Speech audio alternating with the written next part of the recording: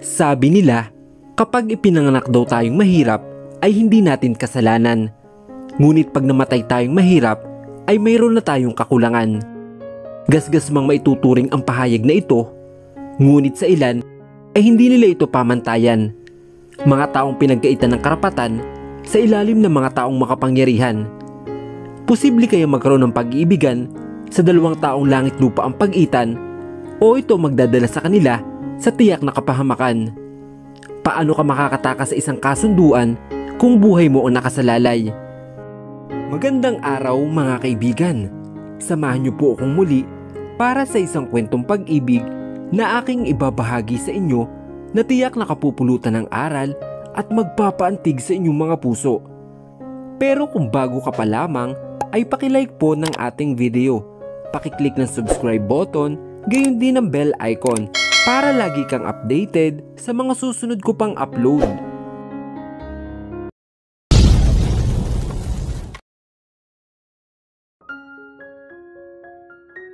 Mama, Papa. Abot langit ang ngiti ni Amanda na makita ang mga magulang niya na nag-aabang sa labas ng gate ng kanilang eskwelahan. Tumakbo siya palapit sa mga ito para salubungin ng yakap at ipakita ang mga tatak sa kamay bilang achievements niya ngayong araw. Wow naman! Very good naman ang baby girl ko. Pinisil-pisil ni Sophia ang pisngi ng anak niya sa kanilingon si Rafael na sandaling isinandal ang tungkod na dala para buhatin si Amanda. Naghilom na ang parte ng kanyang hita kung saan siya tinamaan ng bala, subalit kailangan pa rin niya ang tungkod bilang suporta sa paglalakad dahil minsan sumusumpong ang kanang paa dahilan kaya hirap pa siya na kumilos. Saan mo gustong pumasyal ngayon? Aalis tayo para i-celebrate ang achievement mo. Anito na lalong kinatuwa ng anak nila. Marami itong binanggit na lugar na gustong puntahan ngayon na di alam ni Sophia kung mapupuntahan pa nila. Mama, si Tita Danica po, isasama natin? Tanong ni Amanda na nagpalingon kay Sophia na nasa passenger seat. Kagabi po nakita ko siya. Sabi po niya sa akin ay maglalaro daw po kami. Wala naman ang Tita Danica mo sa bahay kagabi. Aniya sa kabinalingan ng tingin si Rafael. Ilang araw na siyang hindi umuuwi, hindi ba? Meron ka bang ideya kung nasaan ang kakambal mo? Hindi na bago sa akin ang mawala si Danica ng ilang araw o ng ilang linggo. Tugon nito habang abala sa pagmamaneho. Mawawala siya bigla at lilitaw rin kung kailan niya gusto. Masanay ka na. Niyakap po ako ni Tita Danica kagabi, tapos nagsosorry po siya sa akin. Dagdag pa ni Amanda sa kanilingon ang kanyang ama na nakikinig sa kinikwento niya. Maglalaro daw po kami, tapos bigla niya ako niyakap, tapos nawala na. Hindi ko alam. Hindi ko naman siya nakita kagabi. Ibinaling ni Rafael ang tingin sa bintana. Ayoko rin siya munang makita. Bakit po? Hindi po kayo bati ni Tita? Amanda anak, anong gusto mong kainin mamaya? Agad namang iliniba ni Sophia ang topic. Gusto mo ba ng ice cream? Hindi ba? Anong flavor ang gusto mong subukan? Color pink po mama, na maraming marshmallows, candy, lollipop, tapos strawberry, tapos blueberry din po, tapos marami pa. Hinihingal na tugon ni Amanda na kinatawanan lamang nila dahil sa pagiging detalyado ngunit komplikado. Paano mo gustong mamatay? Ang tanong ni Danica kay Arthur habang pareho silang nakatingin sa kalangitan sa gitna ng kawalan. Pauwi na sila sa asyenda matapos silang magpalipas ng oras sa bundok. Subalit biglang tumigil ang sasakyan sa gitna ng daan, kaya wala silang nagawa kundi maghintay ng susundo sa kanila. Anong klaseng tanong yan? Nilingon niya si Danica na nasa passenger seat. Hanggang ngayon ay tulala pa rin ito sa kalangitan. Natila ba tinatangay ng hangin ang kanyang isipan. Walang bubungan ang sakyan kaya kitang-kita nila ang laki at kaliwanagan ng bilog na buwan. Ako, gusto ko mamatay ako sa kamay ng kambal ko. Ani Danica saka nilingon si Arthur. Para malaman ko kung iiyak ba siya o matutuwa, oras na mawala ako. Hindi nakapagsalita si Arthur. Dahil sa sinabi nito, kaya nagpatuloy si Danica sa pagbibitaw ng mga salita na gustong lumabas mula sa bibig niya noon pa. Gusto kong malaman kung may masasaktan ba oras na mawala ako. Gusto kong malaman kung malulungkot ba siya kapag pinatay niya ako. Alam kong malaki ang galit sa akin ni Rafael noon pa man, kaya hindi malabong isang araw, iputok na lang niya sa akin ang baril na mahawakan niya. Hindi malabo, ani Arthur saka inalis ang tingin sa katabi niya. May posibilidad nga na gawin iyon sa'yo ni boss, pero matagal na siyang may galit sa'yo. Bakit narito ka pa ngayon at humihinga? Malamang pinagpaplanuhan niyo kung paano ako papatayin. Saka siya nagpakawala ng mahinang pagtawa. Umayos na ng upo at nilapit ang mukha kay Arthur. Kaya naman, kung may bala kayong dispatchin ako, hayaan yung si Rafael ang gumawa. Hindi ko maipapangako. Arthur. Nabalik sa realidad si Arthur nang may tumapik sa balikat niya. Si Arvin, na kanina pa tinatawag ang pangalan niya. Ang lalim ng iniisip natin ah. Ano? May bago bang pinag-uutos si boss? Umalis siya sa pagkakasandal sa pader at inayos ang pagkakatayo. Wala naman. Bakit mo pala ako tinatawag? May kailangan ka ba? Wala naman. Pero itatanong ko lang kung nakita mo ba si Miss Danica. Nang marinig ang pangalang iyon, saglit na nagdilim ang ekspresyon ng mukha niya. Ilang araw ko nang hindi siya nakikita sa asyenda. Hindi ba't kayo lagi ang magkasama? Hindi ko alam kung nasan siya. Agad niyang tugon. Bakit mo pala hinahanap? May gusto lang akong itanong sa kanya. Patungkol sa sinabi niya nung nakarang linggo. Nagsalubong ang kilay niya. Bakit? Tungkol ba saan ang bagay na yon?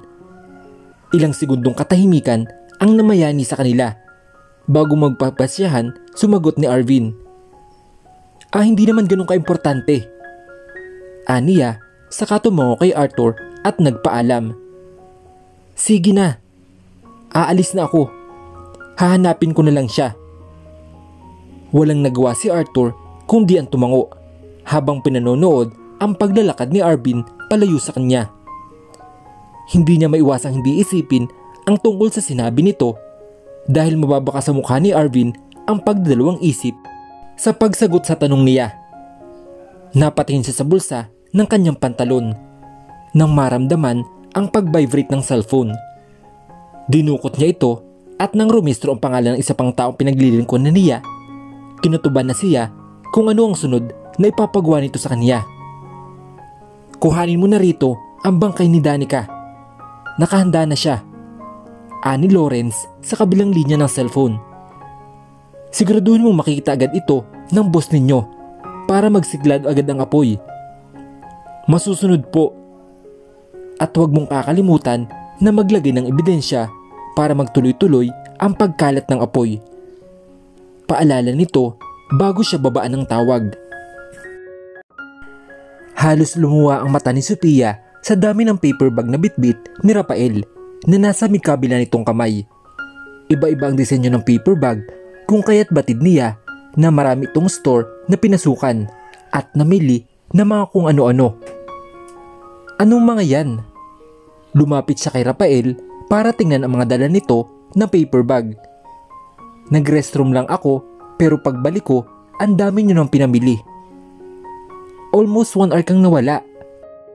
Tugon ni Rafael sa kanilingon si Amanda na kasama niya sa pamimili ng mandamit at gamit sa mall kung nasaan silang tatlo. Ang haba ng pila sa restroom. Sasabog na nga ang pantog ko kanina dahil sa tagal ng usad nila.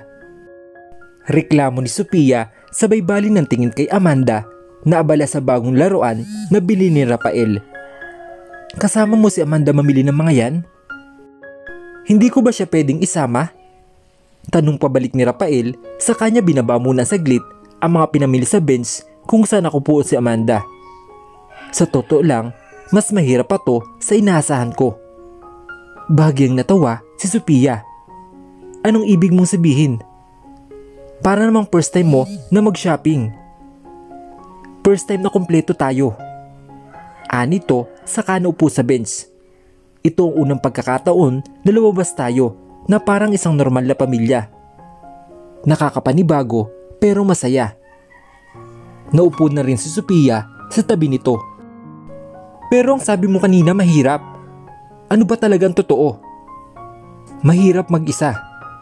Anito habang itinutupi paangat ang long sleeve niya. Mahirap pala ang magtaguyod na mag-isa. Lalo na kapag may kasamang bata na ganitong lakad tapos yung isa sobrang kulit pa. Isang ngiti ang sumilay sa labi niya. Hindi ko akalain na maiisip mo pa ang bagay na yan. Pero oo, tama ka naman. Mahirap talaga mag-isa. Biglang bumalik sa isipan ni Sophia yung mga panahon na mag-isa niyang pinalaki ang anak nila. Bagay na di naman niya pinagsisihan dahil doon siya natuto na maging isang ina. Hindi niya alam kung paano palalaki ng maayos si Amanda. Pero dahil sa gabay ni Manang Linda sa kaniya ay nakaya niya. Sa totoo lang, hindi ko naisip na magkakaroon ako ng sariling pamilya. Ani Sophia. Noong nabubuhay pa si Papa, nangako ako sa sarili ko na maghahanap ako ng lalaki na kagaya niya, na sobrang mapagmahal at sobrang maalaga. Pero nang nawala siya, nagbago lahat yun. Siya ang unang lalaki na nakit sa akin at saan naging dahilan kung bakit nasira ang paniniwala ko sa lahat ng pamilya. Sabi ko noon, hindi ako mag-aasawa at bubuo ng isang pamilya, pero tingnan mo, kinain ko rin ang sinabi ko. I'm sorry. Mahina ngunit sapat na para marinig ni Sophia ang sinabi ng katabi niya. Isang tipid na ngiti ang sumilay sa labi niya habang nakatingin kay Amanda. Pero wala akong pinagsisisihan kung ano man ang mayroon ako ngayon. Mahirap pero masaya ako dahil nariyan ka naman para protektahan kami ng anak mo. Hindi alam ni Rafael ang isasagot. Pero nanatili ang kanyang mga tingin sa isang taong naniniwala sa kanya at tinanggap siya sa kabila ng mundo kinalakihan niya na ngayon ay tatalikuran na niya. Huwag ganyan. Masisira mo agad yan.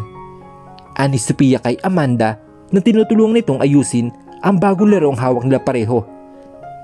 Binaling ni Sophia ang tingin kay Rafael at tinulungan ito sa pagtutupi ng long sleeve na abot hanggang sa siko.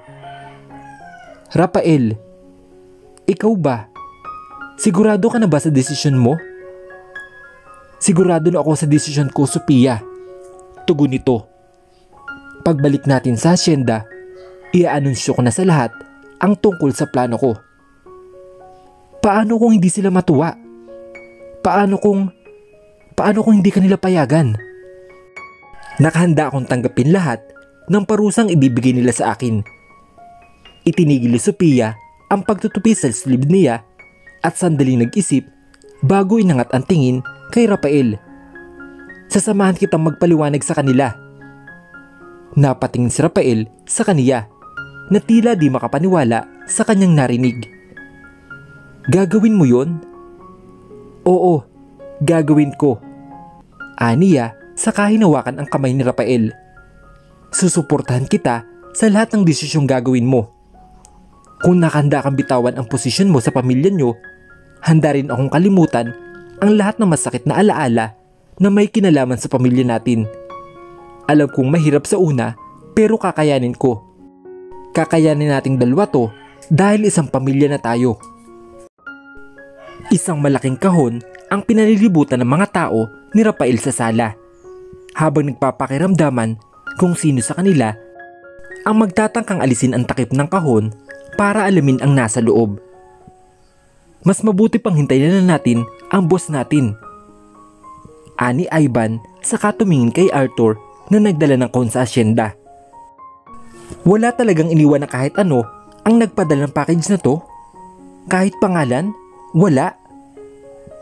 Walang pangalan silang binigay o kahit na anong detalye patungkol sa nagbigay ng kahon nito. Tugon nito. mas maiging si bossing na ang magbukas dahil baka confidential ang laman ng bagay na yan. Paano kung bomba? Tanong ni Arvin. Imposibleng makapasok tong kahon dito kung bomba ang laman nito. Dumaan yan sa mga bantay sa labas at wala silang na-detect na bomba sa loob. Anong pinagkukumpulan nyo? Napatingin ang lahat sa bagong dating na si Rafael, kasunod ni Sophia at kasunod si Amanda sa kanilang likuran. Bossing, may isang package daw na para sa inyo. Walang nakalagay na pangalan kung kanino galing. Ani Arvin na dahilan ng pagkakunot ng noon ni Rafael, saka lumapit sa kahon na pinalilibutan nila. Anong oras dumating? Tanong niya saka inangat ang tingin kay Arthur. 1 oras boss bago kayo dumating.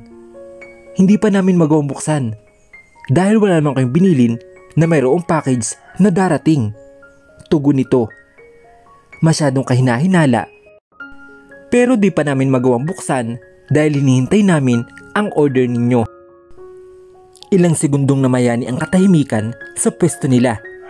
Lahat walang ideya kung anong laman nito maliban sa isa sa kanila na hindi makakita ng kahit anong emosyon sa mukha nito. Mama, inaantok na po ako. Napatingin ang lahat kay Amanda nang bigla ito magsalita. Halika, ihatid na kita anak. Natigil sa pagsasalita si Sophia nang maramdaman ang malamig na palad ni Rafael na humawak sa kamay niya. Nilingon niya ito at sa ekspresyon pa lang na pinapakita sa kanya, hindi na siya nagtakang sumama kay Amanda. Pakatid na ng bata sa kwarto at isama niyo na rin ang mga paper bag niyan sa taas. Utos ni Rafael sa kasambahay na may mga hawak sa mga pinamili nila. Masusunod po senyor. Kumilos naman agad ang mga ito para samahan si Amanda na pumanhik sa itaas. Binalik ni Rafael ang tingin sa kahon. Sige, buksan na ninyo. Sa unay walang gumalaw pero nang makatanggap ng matalim na tingin mula sa kanilang boss, agad sila nagsikilos at may ingat na tinanggal ang packing tape na nakapalibot sa kahon. Sumunod ang takip na nasa ibabaw nito. May lumalabas na malamig na usok mula sa loob, kung kaya naman kinailangan pa nilang kuhanin at inangat para makita ang lahat ng laman. Isang malaking ice cube ang bumungod sa kanila, ngunit mayroon laman ng loob na nagpatindig sa balahibo ng lahat na nakakita. What the? Mabilis inalis ni Arvin ang kamay sa malaking yelo na hawak nila nang mapagtanto ang nasa loob nito. Isang pugot na ulo. Napatakip ng bibig si Sophia dahil sa matinding takot at pagkagulat.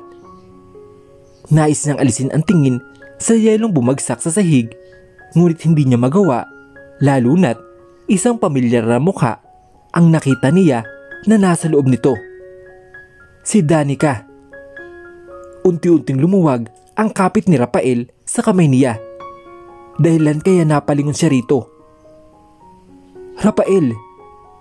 Hindi niya alam ang sasabihin dahil sa bumabalot ng matinding takot sa kanyang katawan na nakakapangilabot sa sorpresang gumimbal sa kanila.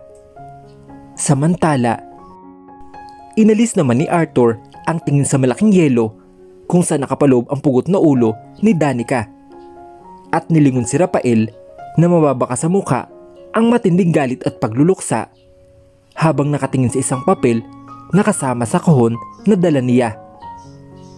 Like mother, like daughter.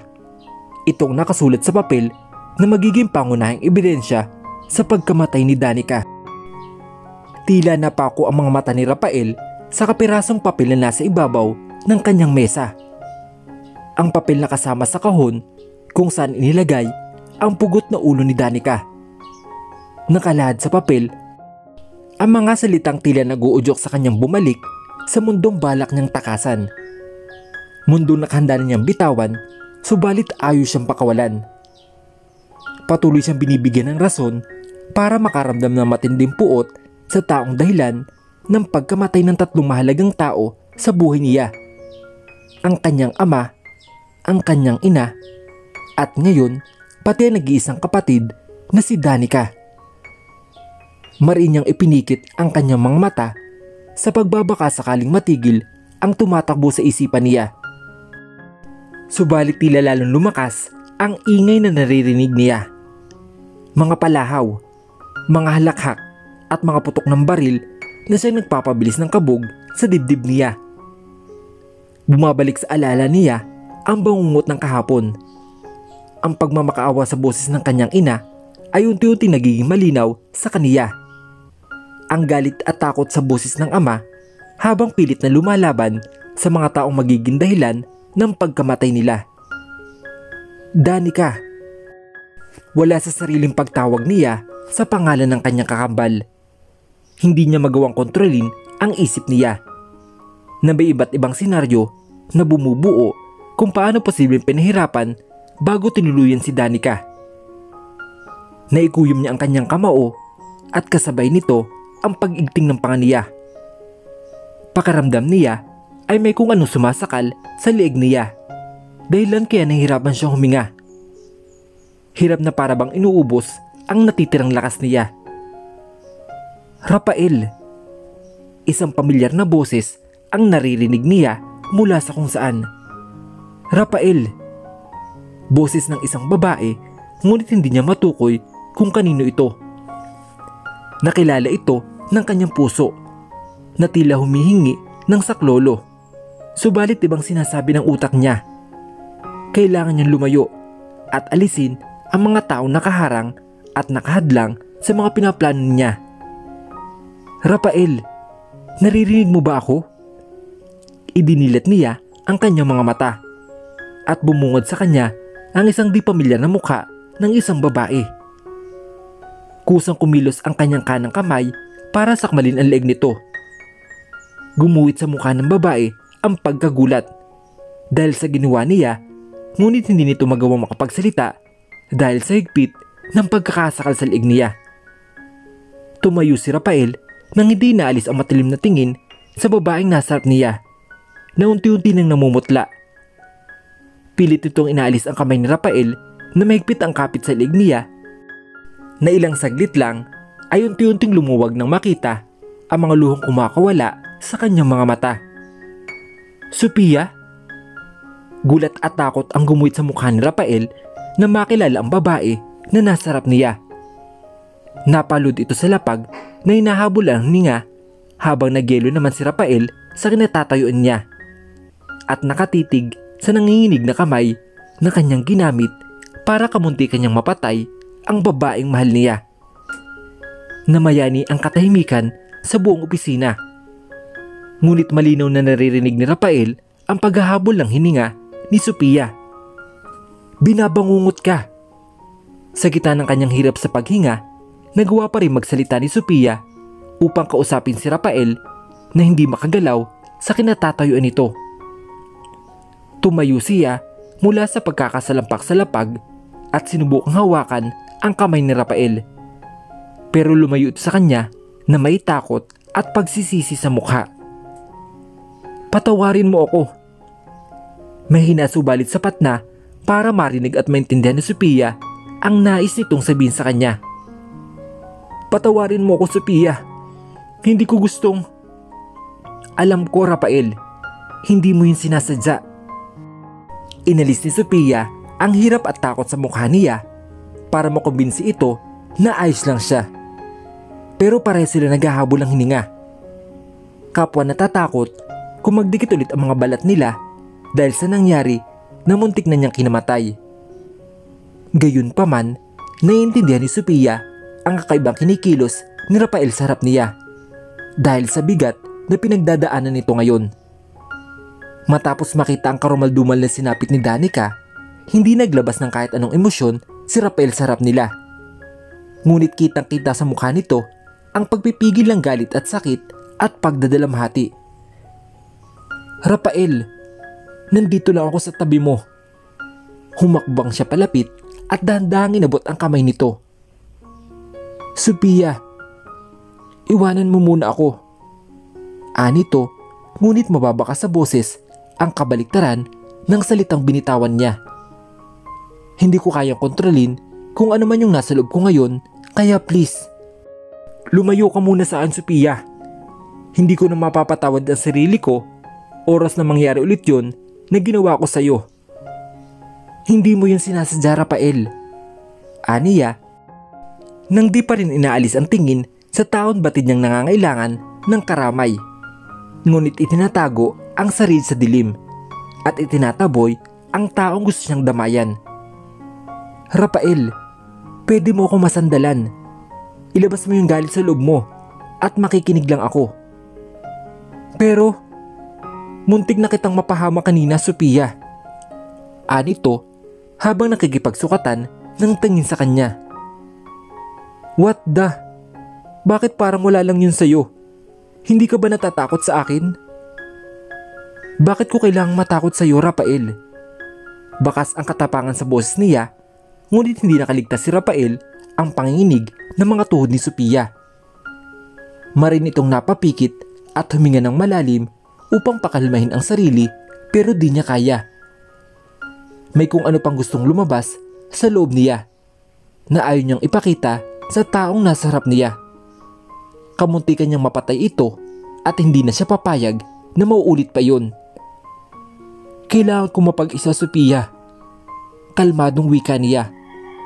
Ayokong idamay ka pa sa pakikipaglaban ko sa sarili ko, Sophia. Hindi ito nakaimik sa sinabi niya. Kaya kinuha ni Rafael ang pagkakataong iyon para lumabas ng opisina at iwanan ng hihina si Sophia. Humugot ito ng malalim na hininga at napahawak sa leeg niya kung saan ramdam niya pa rin ang higpit ng pagkakasakal sa kanya kanina. Unti-unti naglandas ang mga luha niya sa kanyang mga mata dahil sa kawalan ng pag-asa kung paano magagawang tulungan ang taong ayaw ipakita sa kaniya ang totoong nararamdaman. Batid niya kung gaano kasakit at kabigat ang dinadala ni Rafael. Ramdam niya ang lungkot at takot at puot sa mga mata ni Rafael na hindi nito mailabas. Kung kaya naman, batid na niyang mahirapan siyang gumawa ng paraan para matulungan ang taong ayaw tanggapin ang mga kamay niya.